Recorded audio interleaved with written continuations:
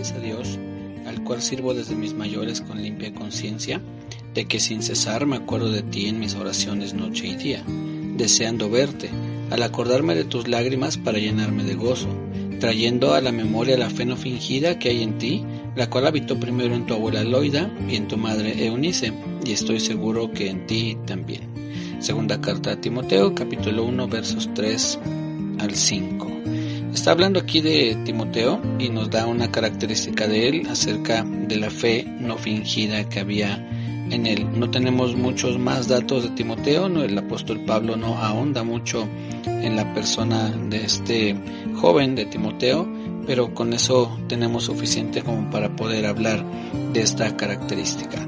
Mi nombre es David Ramírez y quiero nuevamente compartir con ustedes una breve reflexión acerca de la palabra de nuestro Dios y en esta oportunidad acerca de este joven pastor llamado Timoteo, del cual conocemos, como dice aquí, que su abuela era Loida y su madre Eunice, y en la primera carta también se nos menciona, no es en la primera carta, es en el libro de los Hechos, donde se menciona que era hijo de un hombre griego y de esta mujer llamada Eunice. Pero bueno, ¿qué es lo que nos dice aquí? Que tenía una fe no fingida. ¿Cómo podemos entender eso? ¿Cómo podemos nosotros aplicar esta característica a nuestra vida? ¿O qué sería una fe no fingida?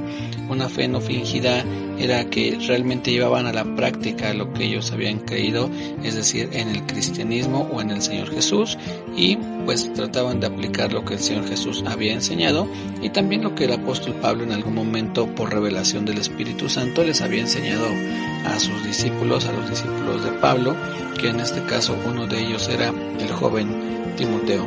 Y bueno, una fe no fingida, como les decía, es poner en práctica aquello en lo que hemos creído. Recordemos que lo que dice el apóstol Santiago en su carta, en la carta que él escribe, que lleva su nombre, que la fe sin obras es muerta, es decir, lo que yo creo debe dar fruto, debo de ponerlo en práctica. Si creo en lo que el Señor Jesucristo dijo, pues yo debo hacer lo mismo, es decir, si Él ayudó a los pobres, pues yo debo ayudarlos, estar dispuesto siempre a ayudar. Si Él oraba, pues yo también tengo que orar. Si Él conocía la palabra, yo también tengo que conocerla. Es decir, eso es una fe no fingida.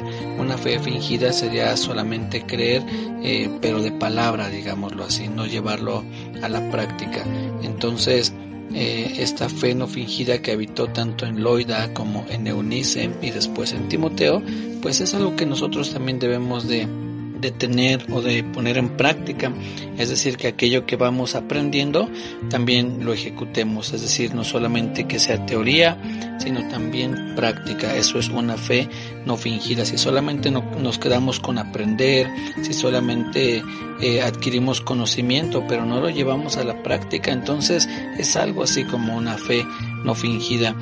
Yo sé que es complicado poner en práctica todo aquello que vamos aprendiendo, pero es poco a poco, esto es gradual. Recordemos que la Biblia nos dice que la senda de los justos es como la luz de la aurora, que va en aumento hasta que el día es perfecto, es decir, va paso a paso, es algo progresivo, no es que de un momento a otro ya la senda de los justos llegó a su tope, no, sino que lleva un camino, lleva un proceso. Entonces, eso que el apóstol Pablo menciona de Timoteo, que tenía una fe no fingida, es porque yo supongo Timoteo trataba de poner en práctica todo aquello que aprendía. ¿Quiere decir que no tenía fallas? No, porque el apóstol le dice también aquí mismo en esta carta que les leí, en el verso 6, dice: por lo cual te aconsejo que avives el fuego del don de Dios que está en ti por la imposición de mis manos. Si le dice que le aconseja que avive ese fuego, es porque entendemos que ese fuego no estaba avivado,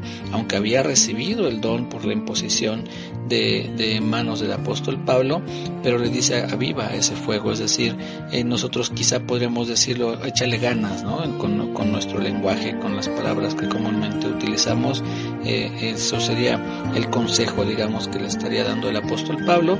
Y después le dice: porque no nos ha dado Dios espíritu de cobardía, sino de poder, de amor y de dominio propio. Entonces quizá había algunas situaciones en el corazón de Timoteo que trataba el apóstol Pablo a través de esta carta de que eso pudiera superarlo, de que eso quedara pues algo ya superado.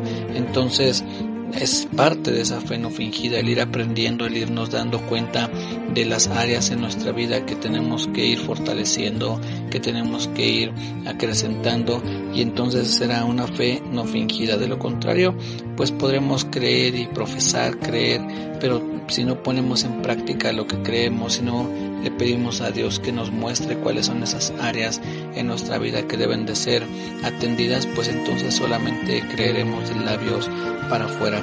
Así que, mis amigos y hermanos, pues les invito a que cada uno de nosotros pues nos acerquemos a nuestro Señor, busquemos su presencia, busquemos su rostro, como compartíamos en el audio anterior. Señor, hoy donde te puedo encontrar, necesito preguntarte algo, necesito que tú me digas cuáles son esas áreas donde mi vida debe ser atendida para que pueda yo realmente ejercer la fe que estoy profesando.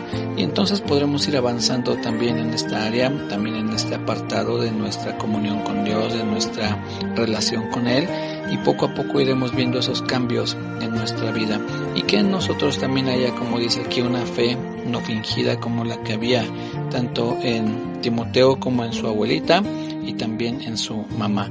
Así que, mis amigos y hermanos, les dejo con esta breve reflexión para que cada uno de nosotros podamos atender esta área, y entonces que en algún momento también nosotros estemos seguros que en nosotros hay una fe no fingida, sino que todo aquello que vamos aprendiendo lo pongamos en práctica, lo llevemos a la práctica.